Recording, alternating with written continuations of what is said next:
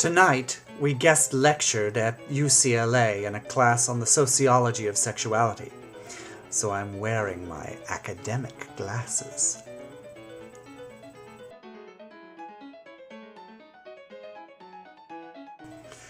I was watching Dreamgirls last night, and I was watching the storyline of Jimmy Earl, Eddie Murphy's character, and I was realizing how much the movie is really about the history of black popular music in the 50s, 60s, 70s. And the whole point that his character makes to me in what his character goes through is about how black music became accepted by the white marketplace, by the white audience.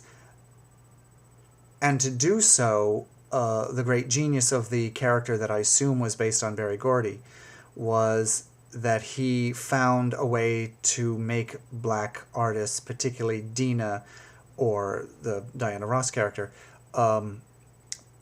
use her nondescript voice, as he says later in the movie, palatable. It's bland. It's whitish, if you will, and makes it palatable, and that sells the music. And then the ultimate expression of his doing that ends up with the new sound of disco, in which the character, Effie's younger brother, Cece, accuses him of just sapping the music of any lyrics, of any meaning, of any soul. And if you look at the movie, Eddie Murphy's character, Jimmy Earl, is all about the music has to have soul. That he says, oh, so-and-so is not so good because they don't have any soul. And so what his character goes through and his character's ultimate demise makes me think of that the point is this, that you can take people out of their home turf and put them in another milieu by making them more like that new milieu. You can take black music and whitewash it a little so that it will play in the white community. But you have to remember the soul with which it was originally imbued. You have to take that with you, or you kill your roots, like Jimmy Earl's character. And you end up making music that loses meaning, or you end up damaging the people who are from where you are from. The point is, you got to take the soul with you, ultimately. Because the soul is where the humanity is. Politicians know this. You've got to always have your base, and then once you have your base, then you go moderate to get the rest of the people.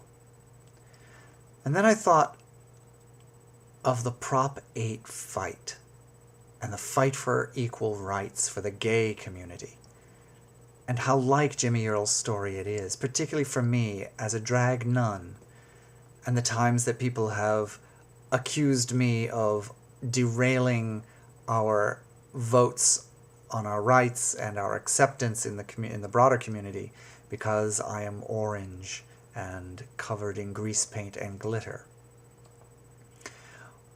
But, you've got to take the soul of who you were, of how you start, of where you're from. You've got to take that with you.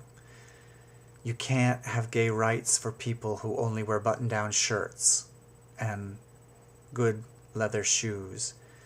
You've got to have gay rights for leathermen and drag queens, too, because we are part of the expression of what gay is. Jimmy Earl's soul was black music. Drag queens and leathermen are two of the archetypes that are crystalline expressions of what it is to be gay, to be so deeply into the maleness, the adoration, the eroticism of maleness, masculinity, and the expression of fanciful, creative, the crossing the taboo, the crossing the lines that most people don't cross, the going into the gender that you're not supposed to be, the say anything, the fling truth with an air of attitude and a razor-sharp wit. These are our archetypes from home. This is where we're from. We're made of this. You got to take us with you. We all have to march together, whole, as a whole being. The community is one being made up of these parts. If you don't, if you dress yourself up like one way with one of the parts, or dress it up to look like the people you're trying to get to recognize you, then you cut out your soul. You cut yourself off from who you were, and you siphon off all the meaning and the resonance, because you've got to be who you are. Be that, openly, with a smile on your face and a hand extended in a welcoming gesture to those who are unlike you. And you can talk about how you're unlike each other, but you're all living in the same neighborhood. And it's okay to be unlike each other, as long as everyone's doing all right in the neighborhood.